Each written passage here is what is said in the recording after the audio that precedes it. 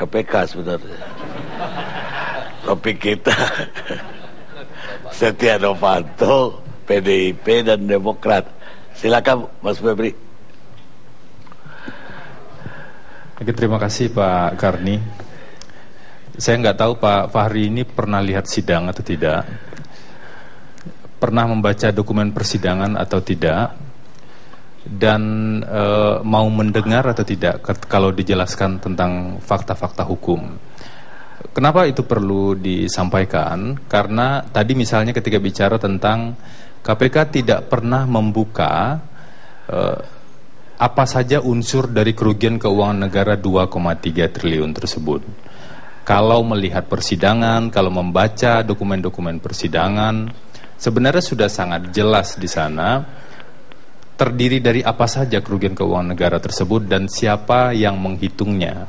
Bahkan bukan hanya perhitungan auditor misalnya dari BPKP yang menghitung kerugian tersebut, hakim pun sudah meyakini dan itu dituangkan dalam putusan untuk 3 terdakwa yang sudah divonis bersalah sebelumnya.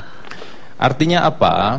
Kalau kemudian masih ada orang-orang yang mengatakan bahwa kerugian negara 2,3 triliun itu tidak pernah dijelaskan dan kemudian malah membangun asumsi seolah-olah kerugian negara 2,3 triliun itu berasal dari pembicaraan Nazarudin. Nah, saya juga tidak habis pikir mau bilang apa lagi, karena semua informasi dan semua fakta yang sudah diuji berkali-kali itu sudah disampaikan juga ke publik. Bahwa ada pemahaman yang lain, misalnya kasus KTP elektronik seolah-olah itu kasus untuk mengalihkan yang lain misalnya, atau uji nyali atau segala macam.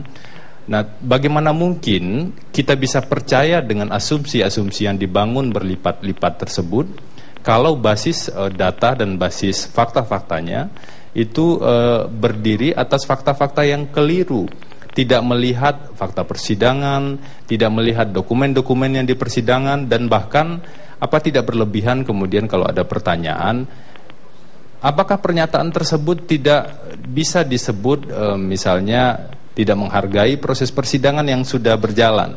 Jadi saya kira itu yang bisa saya sampaikan kalau terkait dengan 2,3 triliun. Sisi yang lain, banyak data-data yang lain yang salah juga yang disampaikan tadi oleh Pak Fahri, dan itu sudah diklarifikasi berulang-ulang. Apa yang saya dengar yang disampaikan Pak Fahri ini sama ketika saya mengikuti berbagai forum, mungkin lebih dari 3, 4, atau 5 forum yang lain yang diulang-ulang secara terus-menerus.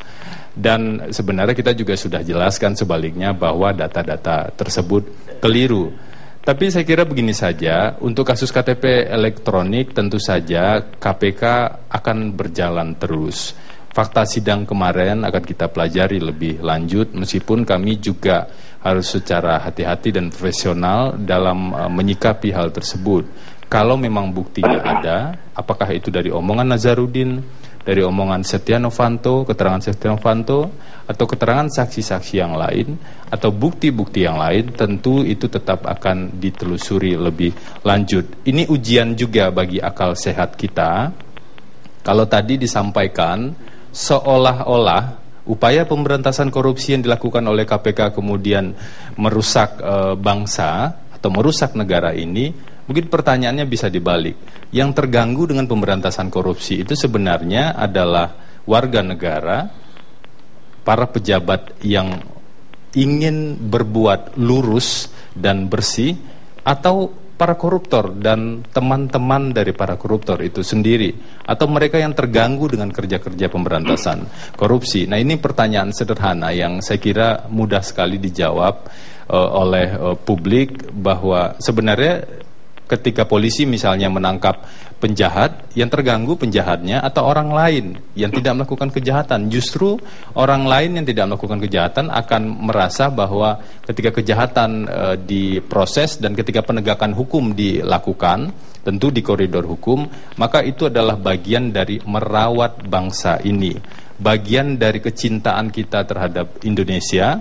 Caranya adalah kita tegakkan hukum dan kita lakukan pemberantasan korupsi secara lebih maksimal, tetap di koridor hukum. Karena itu KPK sering bilang begini, kami penegak hukum, fakta hukum akan kita perhatikan dan KPK tidak mau ditarik-tarik pada koridor politik agar kami lebih jernih untuk melihat persoalan. Baik, terima kasih. Bung Fahri itu hanya sekedar jawab dari KPK saya berikan karena ya topik kita malam ini bukan tentang kelemahan KPK, tapi Novanto berdendang, PDIP meradang, Demokrat terpanggang. Jadi fokusnya lebih ke partai politik. Sayang tadi itu terputus. Saya kira kuota Anda cuma segitu, jadi ternyata masih. Saya bisa tambah sedikit, Bang Karni. Ya, silakan. Sekarang begini aja, itu ada 15 lembaga yang terlibat dalam perencanaan proyek IKTP. Ya, ada 15 lembaga. Ada ITB, ada Kemenkominfo, dan ada audit berkali-kali oleh BPKP sebelum penentuan harga dilakukan. Lalu ada kerugian katanya 2,3 triliun. Masa 2,3 triliun itu hanya dinikmati oleh nama-nama orang yang disebut itu? Ya, ini 5 miliar, ini 5 miliar, ini 5 miliar. Kalau kita total-total sekarang dari angka terakhir yang disebutkan itu, yang baru dikembalikan resmi sah itu oleh orang yang mengaku, mungkin saya kira Novanto juga belum mengaku, itu baru 5 miliar, Bang Karni. Sekarang ini ada kerugian negara 2,3 triliun. Kenapa dari 15 lembaga itu tidak ada yang kena? Kenapa sebuah skandal dan persekongkolan itu tidak nampak gitu loh? Dan saya mau bertanya, kenapa kita nggak berani memanggil Pak SBY? Karena Pak SBY mengatakan ini adalah proyek yang sempurna, pengawasannya luar biasa, koordinator pelaksananya Pak Gamawan Fauzi, pengawasnya ada Pak Joko Sianto, ada Pak Budiono. Ini proyek yang sempurna, tetapi kemudian KPK mengatakan ada kerugian negara, yang saya sampai sekarang Bang Karni sudah mengatakan saya membuat sayembara yang hadiahnya motor dan helm. Kalau ada yang bisa menunjukkan ke saya mana kerugian 2,3 triliun itu. Masa ada kerugian 2,3 triliun kita nggak tahu kemana uangnya? Ya kan ada teori follow the money, mana uangnya? Nah yang begini nih Bang Karni, gini ya, bukan karena Anda mencat gedung Anda merah putih lalu Anda paling merah putih dan orang lain ini jadi bangsat maling semua. Ya kan sekarang Anda bekerja aja secara baik dan jawab pertanyaan orang. Jangan Anda menyerang balik seolah-olah orang yang mengkritik Anda adalah orang yang berbuat jahat kepada negara. Padahal kita ini mempersoalkan cara kerja Anda sudah benar apa belum. Kalau cara kerja Anda benar kan pasti orang semua akan memuji. Tetapi kalau Anda cara kerja salah, pasti orang mengkritik. Kenapa kasus-kasus hilang? Kenapa kasus-kasus besar itu hilang? Kenapa Anda membiarkan RJ Lino di luar penjara sampai 2 periode? Sementara Novanto Anda kejar sampai 24 jam itu Anda kasih Anda keluarkan Interpol warning dan sebagainya itu. Ini kan semua ada drama yang ditonton orang gitu loh. Terutama sekarang setelah PDIP bicara tentang pemerintahan yang lalu. Ayo, kenapa Anda nggak menyebut nggak memanggil orang-orang yang sudah disebut namanya? Kan jelas itu. Ya, yang lebih tepatnya kenapa Nazarudin paling tahu kasus ini? Kenapa bukan dia jadi tersangka? Apa boleh ada orang seperti Nazarudin yang punya begitu banyak kasus, 162 kasus, dan orangnya hanya dituntut dalam satu kasus dan satu TPPU? Sementara anak buahnya, office boy-nya, manajernya, Anda siksa dia, ada yang 12 tahun di dalam penjara. Nazarudinnya sebentar lagi bebas. Kalau saya kemarin nggak teriak KPK mengeluarkan surat pemudahan Nazar untuk bebas, itu mungkin Nazar sudah bebas hari ini, padahal banditnya dia. Kenapa bandit ini dijaga? Apa boleh bersekongkol dengan bandit kemudian menutupi kasus-kasusnya hanya karena Anda mau memakai mulut dia? Ini semua yang kita persoalkan, Bang Karni. Bukan soal siapa yang paling komit, siapa yang tidak komit. Kalau begitu caranya nanti kita kampanye itu aja, nggak usah kita kerja. Nah ini yang saya kira hikmah dari kasus ini. Menurut saya kasus teriakan PDIP dan Partai Demokrat itu menurut saya kalau mau diselesaikan bisa diselesaikan. KPK terbuka, ini kasus apa sebetulnya? Apakah betul ada korupsi?